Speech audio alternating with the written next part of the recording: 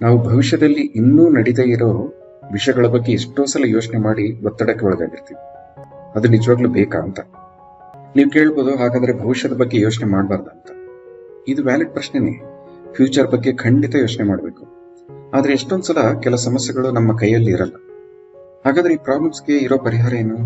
ಅದನ್ನೇ ನಾವು ಇವತ್ತಿನ ವಿಡಿಯೋದಲ್ಲಿ ನೋಡೋಕೆ ಹೊರಟಿರೋದು. ಹಾಗಾದ್ರೆ ಬನ್ನಿ ನಮ್ಮ ಫ್ಯೂಚರ್ ಪ್ರಾಬ್ಲಮ್ಸ್ನ ಹೇಗೆ ಹ್ಯಾಂಡಲ್ ಮಾಡೋದು ಅಂತ ನೋಡೋಣ.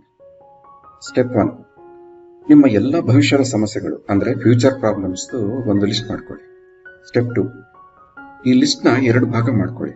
ಒಂದು ಭಾಗ ನೀವು ಕಂಟ್ರೋಲ್ ಮಾಡಬಹುದಾದಂತ ಸಮಸ್ಯೆಗಳು, ಇನ್ನೊಂದು ಭಾಗ ನೀವು ಕಂಟ್ರೋಲ್ ಮಾಡೋದಕ್ಕೆ ಆಗದೇ ಇರುವಂತಹ ಸಮಸ್ಯೆಗಳು. ಒಂದ್ಸಲ ಈ ಲಿಸ್ಟ್ ರೆಡಿ ಆದ್ಮೇಲೆ ನಮ್ಮ ಕಂಟ್ರೋಲ್ ನಲ್ಲಿ ಇರೋ ಸಮಸ್ಯೆಗಳಿಗೆ ಪರಿಹಾರ ಏನು ಅಂತ ಯೋಚನೆ ಮಾಡಿ. ಆ ಪರಿಹಾರದ ಕಡೆ ಕೆಲಸ ಮಾಡ್ತಾ ಹೋಗಿ.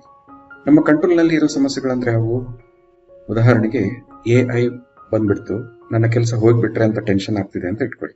ಇದನ್ನು ನೀವು ಕಂಟ್ರೋಲ್ ಮಾಡ್ಬೋದಾ ಯೋಚನೆ ಮಾಡಿ. ನಾವು ಏನಂತೂ ಖಂಡಿತ ಕಂಟ್ರೋಲ್ ಮಾಡೋಕೆ ಆಗಲ್ಲ, ಮತ್ತು ಅದರಿಂದ ಉಂಟಾಗೋ ಪರಿಣಾಮಗಳನ್ನು ಕಂಟ್ರೋಲ್ ಮಾಡೋಕೆ ಆಗಲ್ಲ. ಹಾಗಂತ ನಾವು ಬರೀ ಯೋಚನೆ ಮಾಡ್ತಾ ಕೂತ್ಕೊಳ್ಳೋದಕ್ಕೂ ಆಗಲ್ಲ ಅಲ್ವಾ? ಹಾಗಾಗಿ ನಾವು ಏನ್ ಮಾಡ್ಬೋದು ಅಂದ್ರೆ, AI ಇಂಪ್ಯಾಕ್ಟ್ ಯಾವೆಲ್ಲ ಕ್ಷೇತ್ರಗಳಿಗೆ ಆಗ್ತಾ ಇದೆ ಮತ್ತು ನಾವು ಹೇಗೆ ಅದಕ್ಕೆ ತಕ್ಕಂತೆ ನಮ್ಮನ್ನು ನಾವು ಅಡಾಪ್ಟ್ ಮಾಡ್ಕೊಳ್ಳೋದು. ಉದಾಹರಣೆಗೆ ನೀವು IT ಫೀಲ್ಡ್ ಅಲ್ಲಿ ಇದ್ರೆ ನಿಧಾನಕ್ಕೆ ನೀವು AI ಫೀಲ್ಡ್ ಅಲ್ಲಿ ಬರಬಹುದಾದಂತ ಅವಕಾಶಗಳನ್ನ ಹುಡುಕೊಂಡು ನಿಧಾನಕ್ಕೆ ನಿಮ್ಮನ್ನು ನೀವು ಅಪ್ಗ್ರೇಡ್ ಮಾಡ್ಕೊಳ್ಳೋದು. ಇದೇ ರೀತಿ ಇನ್ನೊಂದು ಉದಾಹರಣೆ ಕೊಡೋದಾದ್ರೆ, ಎಲ್ಲ ಕಡೆ ಕೋವಿಡ್ ಇದೆ ಅಂತ ಇಟ್ಕೊಳ್ಳೋಣ. ಆಗ ನಂಗೂ ಕೋವಿಡ್ ಬಂದ್ಬಿಟ್ರೆ ಅಂತ ಯೋಚನೆ ಮಾಡ್ತಾ ಕೂತ್ಕೊಳ್ಳೋ ಬದಲು ಅದಕ್ಕಿರೋ ಬೆಸ್ಟ್ ಪರಿಹಾರ ಏನು ಅಂತ ನೋಡೋದು. ಪರಿಹಾರ ಏನು?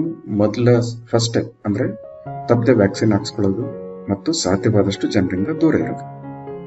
ಇದಲ್ಲದೆ ಇನ್ನೊಂದು ನಾವು ಮಾಡಬಹುದಾದ ಕೆಲಸ ಏನಂದ್ರೆ, ಎಷ್ಟು ಪರ್ಸೆಂಟೇಜ್ ಜನರಿಗೆ ಕೋವಿಡ್ ಬಂದಿದೆ ಅಂತ ಅನಲೈಸ್ ಮಾಡೋದು. ಅಂದ್ರೆ ಪ್ರತಿ 100 ಜನರಲ್ಲಿ ಎಷ್ಟು ಜನರಿಗೆ ಕೋವಿಡ್ ಬಂದಿದೆ ಅಂತ. ಇದ್ರ ಪರ್ಸೆಂಟೇಜ್ 3 ಇದ್ರೆ 97% ಜನರಿಗೆ ಇದು ಬಂದಿಲ್ಲ ಅಂತ ಅರ್ಥ ಅಲ್ವಾ? ಸೊ 3% ದೊಡ್ಡದ ಅಥವಾ 97% ದೊಡ್ಡದ ಯೋಚನೆ ಮಾಡಿ. ಇನ್ನು ನಮ್ಮ ಕಂಟ್ರೋಲ್ ಅಲ್ಲಿ ಇಲ್ಲದೆ ಇರೋ ಸಮಸ್ಯೆಗಳ ಬಗ್ಗೆ ಹೇಳೋದಾದ್ರೆ, ಆ ತರಹದ ಪ್ರಾಬ್ಲಮ್ಸ್ ಅಥವಾ ಸಮಸ್ಯೆ ಫ್ಯೂಚರ್ ಅಲ್ಲಿ ಆಗೋ ಚಾನ್ಸ್ ಎಷ್ಟಿದೆ ಅಂತ ವಿಚಾರ ಮಾಡಿ. ಉದಾಹರಣೆಗೆ ನೀವು ಬಹಳಷ್ಟು ಸಲ ಫ್ಲೈಟ್ ನಲ್ಲಿ ಪ್ರಯಾಣ ಮಾಡ್ತಿದ್ದೀರಾ ಅಂತ ಇಟ್ಕೊಳ್ಳಿ. ಇತ್ತೀಚೆಗೆ ಆಗಿರೋ ಫ್ಲೈಟ್ ದುರಂತಗಳನ್ನ ನೋಡಿ ನಿಮಗೆ ಫ್ಲೈಟ್ ಅಲ್ಲಿ ಹೇಗಪ್ಪ ಇನ್ನು ಪ್ರಯಾಣ ಮಾಡೋದು ಅಂತ ಟೆನ್ಷನ್ ಆಗ್ತಾ ಇದ್ರೆ, ಇದಕ್ಕೆ ಪರಿಹಾರ ಏನು? ಅಗೈನ್, ವಿಮಾನ ದುರಂತ ಆಗೋ ಸಂಭವನೀಯತೆ ಎಷ್ಟಿದೆ ಅಂತ ನೋಡಿ. ಇದು 1% ಸಹ ಇರಲ್ಲ. ಹಾಗಿದ್ದಾಗ ನಿಮ್ಮ ಟೆನ್ಷನ್ ನಿಜವಾಗ್ಲೂ ವ್ಯಾಲಿಡ್ ಅಂತ ಒಂದ್ಸಲ ವಿಚಾರ ಮಾಡಿ ನೋಡಿ. ಆಗ ನಿಮ್ಮ ಟೆನ್ಷನ್ ಮೋಸ್ಟ್ಲಿ ನಿರಾಧಾರ ಅಂತ ಅನ್ನಿಸ್ಬೋದು. ಎಷ್ಟೊಂದ್ಸಲ ನಿಮ್ಮ ಕಂಟ್ರೋಲ್ ನಲ್ಲಿ ಇಲ್ಲದೆ ಇರೋ ಭವಿಷ್ಯದ ಸಮಸ್ಯೆ ಬಗ್ಗೆ ನೀವು ಯೋಚನೆ ಮಾಡಿ ಸುಸ್ತಾಗಿದ್ರೆ, ಮೊದಲು ಆ ಸಮಸ್ಯೆ ಬರೋ ಸಂಭಾವನೆ ಎಷ್ಟು ಅಂತ ಲೆಕ್ಕ ಮಾಡಿ. ಇದು ಮೋಸ್ಟ್ ಆಫ್ ದ ಟೈಮ್ಸ್ ತುಂಬಾ ಕಡಿಮೆ ಇರುತ್ತೆ ಸ್ನೇಹಿತರೆ. ಇದು ನಿಮಗೆ ಒಂದ್ಸಲ ಗೊತ್ತಾದ್ರೆ ನಿಮ್ಮ ಟೆನ್ಷನ್ ಆಟೋಮೆಟಿಕ್ ಆಗಿ ಕಡಿಮೆ